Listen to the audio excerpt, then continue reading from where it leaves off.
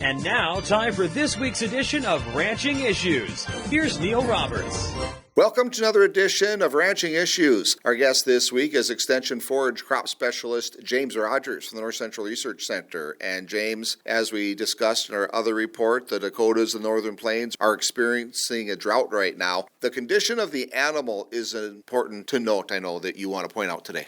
Right, because if we think about the drought and our winter forage supplies, maybe the nutritive value of the forages is lower, so that's going to have an effect on the animals. So coming out of winter, a lot of people are calving in April, May. What's the body condition score of these cows coming out? If they're a little bit thin as a result of feeding issues through the fall and winter, that can have a lingering effect through calving and into rebreeding. So something to really pay attention to.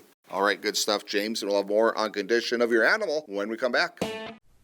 You're listening to Ranching Issues with Neil Roberts on the Dakota Network.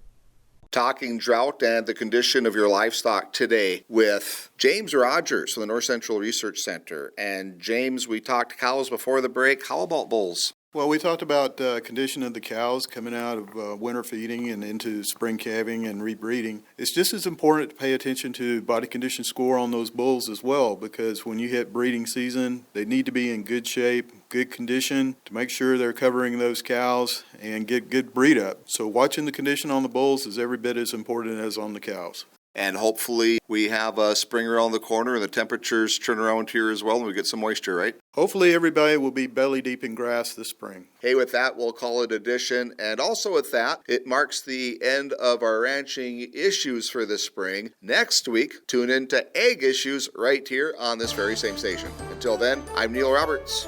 You're listening to the Dakota Network. Real, honest, local news.